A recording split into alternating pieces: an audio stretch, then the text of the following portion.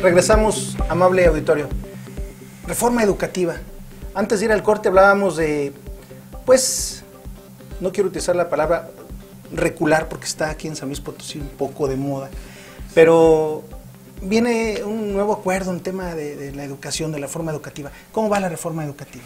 Los maestros, ¿incide la evaluación para que sean separados, para que sean cesados? ¿Cómo va el tema?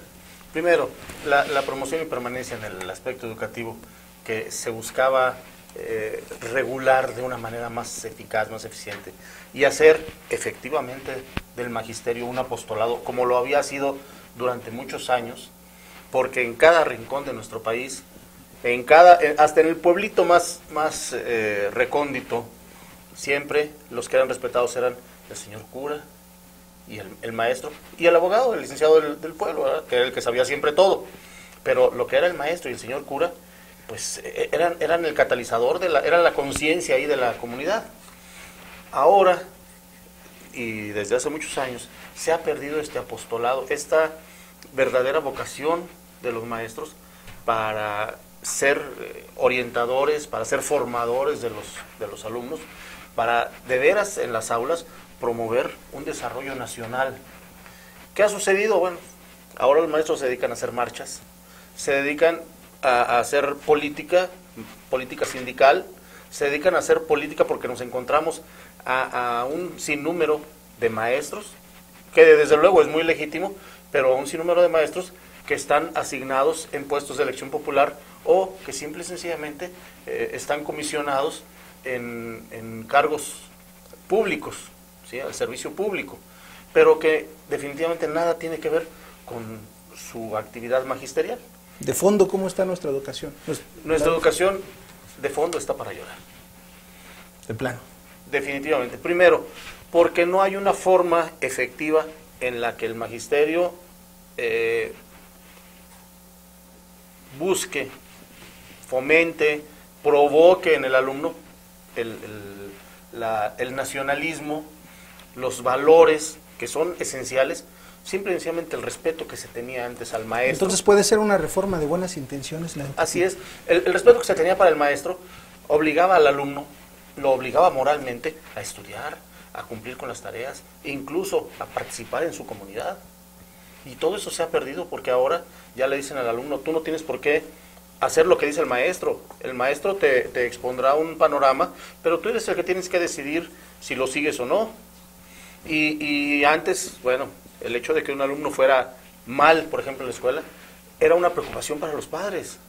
Ahora la preocupación es para el maestro, porque puede perder su empleo si no otorga buenas calificaciones independientemente del aprovechamiento o no. Sí, además, el otro problema que yo le veo es que la educación se ha convertido en absolutamente informativa y no formativa. Exactamente. Es decir, Benjamín hablaba, por ejemplo, del nacionalismo, y es que se les da información a los alumnos, pero no se les forma realmente, ni se les enseña a aprender. Hubo algún momento, no sé, estamos hablando aproximadamente en los 70s, donde se impuso, por ejemplo, en la primaria lo que se le llamaba la educación personalizada. Y era un sistema de guías, es decir, el alumno llegaba al salón y estaban las 4 grandes ramas de la educación primaria, que eran las ciencias sociales, las ciencias naturales, el español y las matemáticas, y había una serie de guías que eran una serie de temas que tenía que desarrollar el alumno, y el maestro entonces se convertía en un guía, pero para ayudarlos a desarrollar esas guías de estudio que tenían ahí, y era el alumno el que tenía que leer, el que tenía que buscar, el que tenía que informarse, etcétera, etcétera. Pero luego se regresó al esquema anterior, nada más que conforme se iban brincando de un esquema a otro, el mundo también evolucionaba. Entonces, yo viví una experiencia en una institución de educación superior que a mí en lo personal me parece desastrosa, porque en una junta de maestros decían, es que tenemos que lidiar con que los alumnos traigan su computadora personal y se conecten a internet, porque entonces nos pueden sorprender. Caray, qué barbaridad. Pues qué bueno que puedan tener acceso a la información, porque entonces el maestro lo puede capitalizar para que el grupo progrese mucho más. Pero la preocupación era que el alumno pudiera tener información que ellos no hubieran tenido podía acceso. superar al maestro, ¿no? Que podía superar al maestro. ¿Por qué? Porque los maestros se quedaron con un esquema, y estoy hablando de una institución de educación superior, se quedaron con un esquema que tenía que ver más con esa parte informativa que se tuvo en algún momento de la historia de la educación y no se ha evolucionado para hacerlo de carácter formativo. Sucede en la primaria, sucede en la secundaria, sucede en la educación media, sucede en la educación profesional. No existe realmente un esquema, una política educativa real. Y voy a un ejemplo. El artículo 3 de la Constitución, cuando habla de la educación, dice, entre otras cosas, dice, será democrática. Y la democracia siempre lo hemos entendido como la parte electoral, y no, cuando dice será democrática, dice, entendiendo por democracia, no solo un sistema jurídico y político, sino el constante mejoramiento social y personal de los individuos y del pueblo. Así es decir, todo aquello que no tienda a ese mejoramiento, entonces no es democrático. Y esta es una obligación para la educación pública y privada. Y realmente la reforma que se hizo no da los elementos para poder tener esa educación formadora que se necesita. Más bien, fue una reforma educativa que tendía a controlar al sindicato de maestros, más que tratar de veras de mejorar la educación. O sea, existe un desfasamiento entre la dinámica social y el desarrollo de la educación. No aterrizaba de fondo la problemática enorme. No, porque le está dando un enfoque laboral y no un enfoque educativo de fondo. Sí, digo, y además un ejemplo es que además ahora resulta que uno de los grandes temas de la educación es tener que rehacer los libros de texto gratuitos, porque resulta que están plagados de errores, no solo ortográficos, también errores de concepto y errores de definición. Eso impensable en otro momento. Impensable. Los textos que traían los libros de texto gratuito eran textos de Jorge Ibargüengoitia, eran textos de muchos otros, de Luis G. Basurto, eran, por ejemplo, los libros de gramática.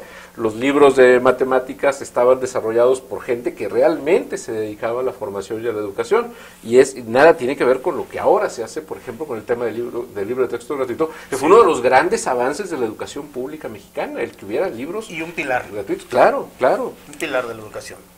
Qué barbaridad con estas reformas estructurales. ¿Y las demás reformas, licenciado Benjamín? ¿Cómo las ve usted? ¿Cómo van? Desde la fiscal, la financiera, estamos hablando, no por sé. ejemplo, en cuanto a la reforma energética, por ejemplo, no ha funcionado la preparación que tenían que hacer para entrar de lleno a esa reforma energética.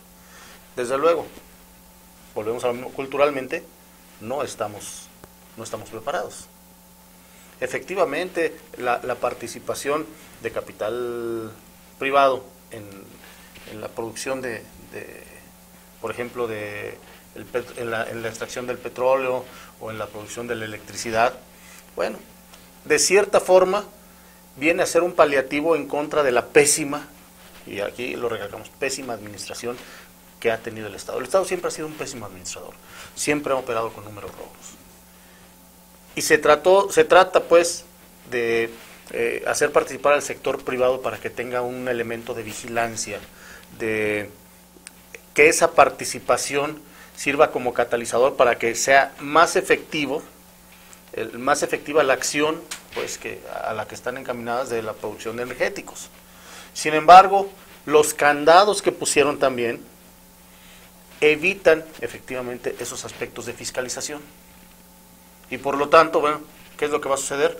Pues van a desalentar, de cierta manera, a los capitales que pueden participar de una manera sana en la producción de energía, háblese de electricidad, háblese de producción de derivados del petróleo, etcétera. Los capitales que pudieran invertirse de una manera sana están siendo desanimados. Y se está propiciando que los grandes monopolios tomen el control de esos sectores estratégicos. Y mencionabas el caso de la reforma fiscal, que a nadie gustó, que ya están los amparos promovidos, y hay miles de amparos presentados en todo el país. en donde además hace poco atractiva la inversión en México. ¿Por qué? Pues porque, por ejemplo, el régimen de consolidación fiscal que permitía que una empresa fuera desarrollando empresas subsidiarias que pudieran darle determinados servicios, como ahora ya no se da el esquema de la consolidación, pues entonces ahora sí se va a recaudar más impuesto, pero también va a haber menos fuentes de empleo. Es decir, las fuentes de empleo se van a reducir. El problema es que no se tiene una visión de conjunto. Tan es así que ahora estamos en espera de lo que es el convenio fiscal que está proponiendo la Secretaría de Hacienda cuando no tiene 2 meses de haber entrado en vigor la reforma fiscal. Y están planteando la posibilidad de un pacto que vaya a lanzar hacia el futuro los efectos de la reforma fiscal para tratar de contentar a los descontentos, ¿no? O sea, no hay mejor prueba de una ineficacia. Sí, de paliar las fallas que tiene. Estamos componiendo sobre el camino, nos estamos dando cuenta de fallas enormes que tenemos. La reforma financiera, por ejemplo, ¿en verdad estará propiciando el crecimiento del sector financiero? Me pregunto. No, mira, la reforma financiera que tiene una finalidad muy específica en cuanto al control de las instituciones bancarias, cosa que me parece bien, porque las instituciones bancarias, las operaciones bancarias tienen que ver con captación de recursos del público y con destino al crédito. ¿Y qué era lo que sucedía? Que estaban captando mucho del público, pero no estaban otorgando crédito las instituciones bancarias. Muchas sobrevivían con comisiones y con otro tipo de cobranza. Entonces, lo que se busca con la reforma financiera es poder propiciar que los bancos presten más. Pero se sigue la línea de que se preste en función de los valores de garantía.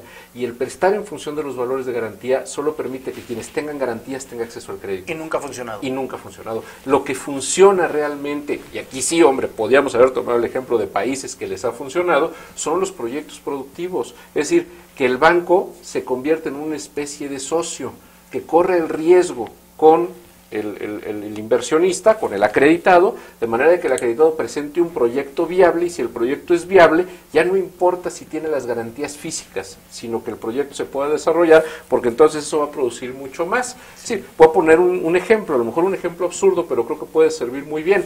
La idea de Facebook puede haber servido muy bien o nos puede servir muy bien para poner el ejemplo. La idea de Facebook se ha convertido en un negocio multimillonario que cotiza en bolsa de valores, cuando en realidad empezó en una habitación de una universidad, en un dormitorio de una universidad. Ningún banco les hubiera prestado dinero en ese momento porque no tenían ningún bien con qué garantizar.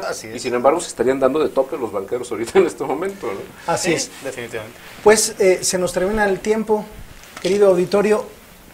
Nosotros solamente, al igual que ustedes, esperamos que con estas reformas financieras, telecomunicaciones, educativa, energética, laboral, fiscal, etcétera, pues verdaderamente nuestro país, nuestro querido México, sienta un verdadero cambio a través de la transformación de sus instituciones y de sus leyes, con esta pues serie de reformas estructurales.